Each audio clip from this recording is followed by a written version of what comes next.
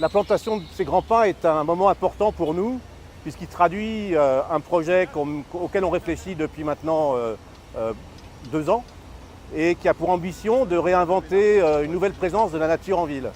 Le pin à Paris, le pin sylvestre notamment, avec un beau soleil, un ciel bleu et quelques aiguilles sur le sol, permettent ici d'inventer une dimension naturelle et sauvage que doit porter désormais la présence de nature en ville.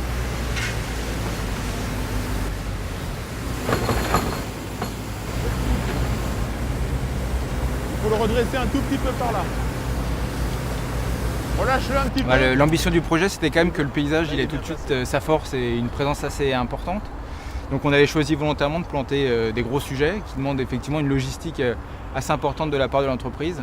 Certains sujets ne sont pas capables d'être plantés avec du matériel habituel qu'on peut avoir sur chantier, des petites pelles 3,5 tonnes. Là, on a été obligé de passer sur des pelles beaucoup plus grosses qui avoisinent les 16 tonnes.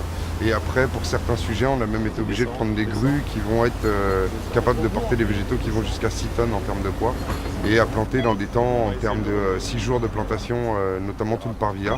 Et pour le jardin d'Amérique, l'enjeu a été de tout faire en moins de 15 jours.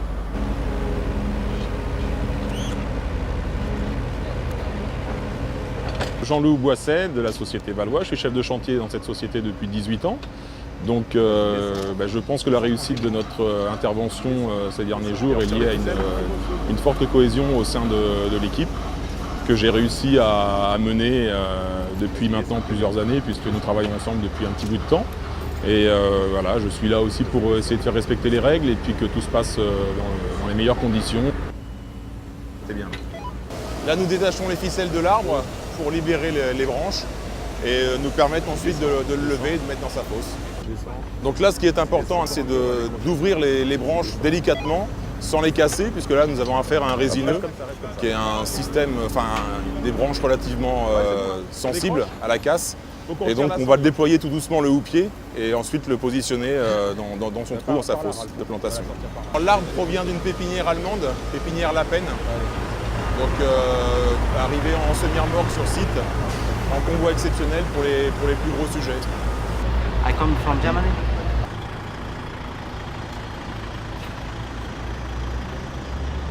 En tant que dirigeant de l'entreprise, c'est toujours extrêmement passionnant de participer à ces grands projets. Les contraintes sont extrêmement fortes quant à l'environnement dans lequel on évolue et également dans les timings qui sont extrêmement courts, puisque là on a fallu passer entre le salon nautique, le salon de l'auto, le salon de ci, le salon de ça.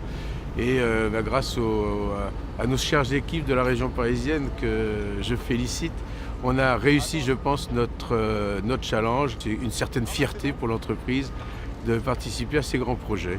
Le défi principal sur ce chantier, c'était bien sûr la réalisation d'une plantation parfaite, sans abîmer les troncs, ce qui n'était pas forcément très évident. Donc tout le monde a eu ses consignes, chacun a sa tâche bien déterminée, sa fonction, et puis tout s'est bien passé. J'espère que ça se passera bien jusqu'à la fin maintenant. Bilal, tu ramènes un peu de terre? C'est bon, Paty? On aurait presque pu gratter encore un petit peu, on a pris le poids à la mèche.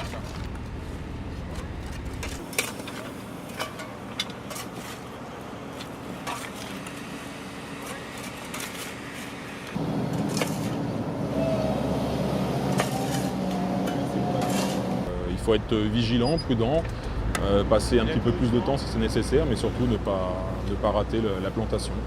Il y a quand même un enjeu financier derrière, donc on ne peut pas se permettre de faire n'importe quoi.